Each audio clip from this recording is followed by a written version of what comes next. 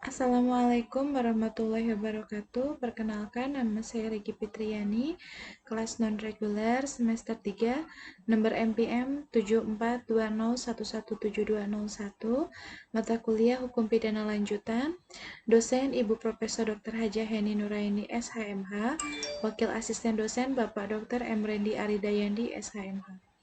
Tugas review pertemuan kedua, Hukum Pidana Lanjutan, bab 1 tentang percobaan part 2. Saya akan menjelaskan alasan MPT mencantumkan unsur ketiga dalam pasal 53 KUHP adalah 1.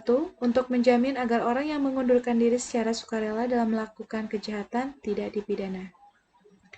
2.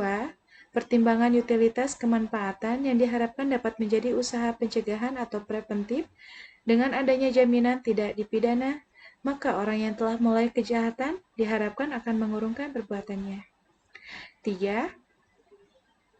Atas dasar alasan MPT tersebut, ada pendapat bahwa dapat dijadikan alasan penghapus pidana yang diformilkan, alasan pemaaf, alasan penghapus penuntutan, percobaan mampu dan tidak mampu. Percobaan tidak mampu muncul apabila perbuatan pelaksanaan telah dilakukan tetapi delik yang dituju tidak selesai atau akibat yang terlarang menurut UU tidak muncul. Perbedaan percobaan mampu dan tidak mampu hanya pada ada percobaan objektif, yaitu menitikberatkan pada sifat berbahayanya perbuatan.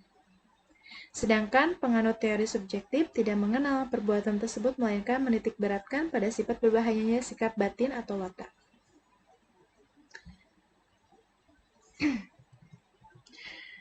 Jadi, menurut MPT, tidak mungkin ada percobaan pada objek yang tidak mampu, yang ada adalah hanya perbuatan yang tidak mampu pada alatnya.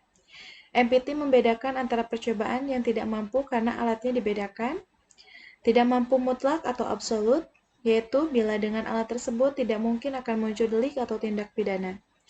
Misalnya, meracun dengan air kelapa muda.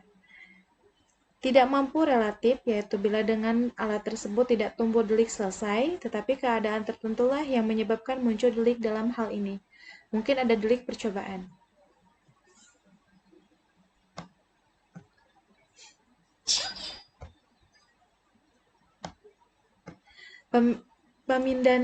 Pemidanaan terhadap percobaan terhadap kejahatan diatur dalam pasal 53 ayat 2 KUHP, yaitu maksimum pidana yang dijatuhkan dikurung sepertiganya.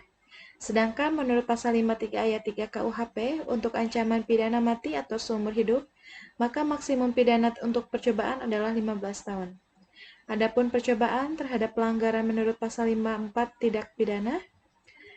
Selain itu, ada juga pengecualian terhadap tindak pidana kejahatan yang diatur dalam buku 2 KUHP, tetapi tidak dipidana, yaitu apabila melanggar pasal 184, 302, 351 ayat 5 dan 35 ayat 2.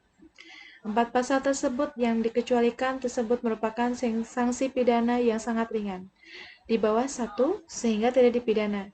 Dan mengapa dimasukkan ke pasal 53 ayat 1? Karena 1. Untuk kepastian hukum, 2. Untuk kepentingan pegangan aparat hukum dan masyarakat. Tindak pidana tidak bisa disamarkan, harus melihat lokus delikti dan temporis. Percobaan di luar KUHP, 1. Diatur di dalam KUHP seperti dalam UU nomor 7/DRT/1/1995 tentang tindak pidana ekonomi. 2. UU nomor 35 tahun 2009 tentang narkotika. 3. UU tindak pidana korupsi dan lain-lain. 4. Terhadap beberapa tindak pidana di luar KUHP ini diserahkan kepada pengaturan UU tersebut sesuai dalam pasal 103 KUHP. Tetapi pada umumnya tindak pidana di luar KUHP atau khusus tidak berlaku. Mengenal percobaan sama dengan dianggap perbuatan tersebut selesai.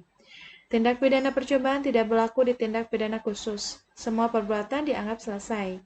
Contoh, orang yang memegang saja narkoba sudah termasuk kejahatan dan tidak ada percobaan perbuatan dianggap selesai.